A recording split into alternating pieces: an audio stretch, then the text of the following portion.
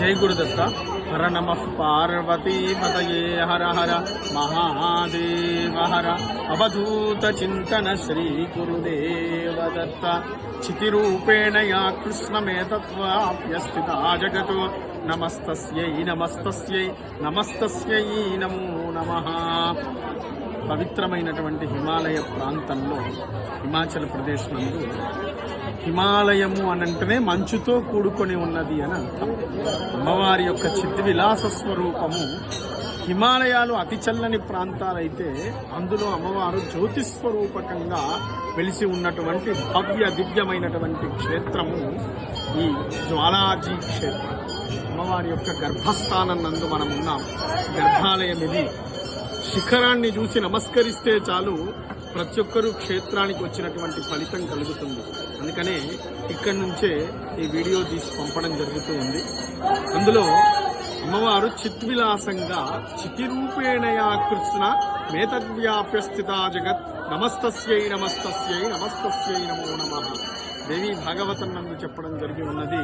చితిస్వరూపంలో అంటే అగ్ని కలికవోలే.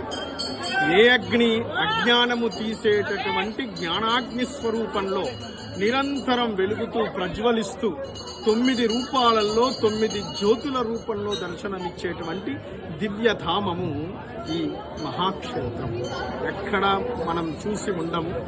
అగ్నిస్వరూపమైనటువంటి అమ్మవారు భూమిలో నుండి అగ్ని గర్భం అంటే అగ్ని వలె జ్యోతి, ఎటువంటి ఇంధనములు లేకుండా, ఒత్తి ఇటువంటివే లేకుండా, నూనె, ఆజ్యము, తైలము ఇటువంటి ఏవీ లేకున్నటువంటి స్వయముద్భవమైనటువంటి జ్యోతిస్వరూపంలో అమ్మవారు వెలిసినటువంటి భవ్యమైనటువంటి క్షేత్ర రాజము ఈ క్షేత్రం.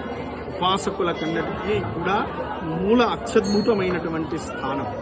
జ్ఞానాగ్ని చేత ఈ శరీరాన్ని దహించి అమ్మలో చేరుకోవాలనేటువంటి సత్యాన్ని తెలిపేటువంటి దివ్యధామము ఈ మహాక్షేత్రం. మనం ఆ జ్వాలను చేతితో స్పృశించినా కూడా అమ్మతత్వం ఎంత గొప్పది. నిప్పు మనం ముట్టుకుంటే ఏమవుతుంది? కాలుతుంది. కానీ ఇక్కడ వేడి మాత్రమే తలుగుతుందండి. ప్రతి ఒక్కరు ఈ క్షేత్రానికి వచ్చినటువంటి వాళ్ళంతా కూడా ఆ జ్వాలను ముట్టుకొని నమస్కారం చేయవచ్చు. నిరంతరం అనేక మంది పరిశోధనలు చేశారు ఈ స్థానం నందు. ఏమన్నా సహజ వాయువు నిక్షేపాలు ఉంటాయా, గ్యాస్ నిక్షేపాలు ఉన్నాయని ఇస్రో వాళ్ళు సైతం కనుక్కోలేకపోయారు.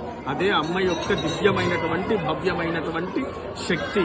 ఆ శక్తిధామాన్ని ఈ నదీ సంగ్రహణంలో దర్శించడం మనందరి యొక్క భాగ్యం. ఇది ఉపపీఠం కిందికి ఉన్నది.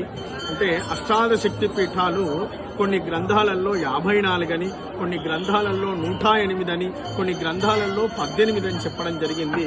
54 శక్తిపీఠాలలో ఇది శక్తివంతమైనటువంటి జ్వాలాక్షేత్రం. ఇటువంటి క్షేత్రంలో మనం దర్శనం చేసుకోవడం, ఇక్కడ అన్నదానం చేయడం, అమ్మవారిని చిదగ్నిగా భావించి సేవించడం ఎంతో ఫలప్రదం. మనందరికీ కూడా అమ్మవారి యొక్క అనుజ్ఞ ఎల్లవేళలా ఉండి అజ్ఞానం తొలగిపోయి జ్ఞానం మనలో వికసించాలని అమ్మను వేడుకుంటూ ప్రతి ఒక్కరికి కూడా ఆశీర్వచనాలు తెలుపుతూ అవధూత చింతన శ్రీ గురుదేవ దత్త.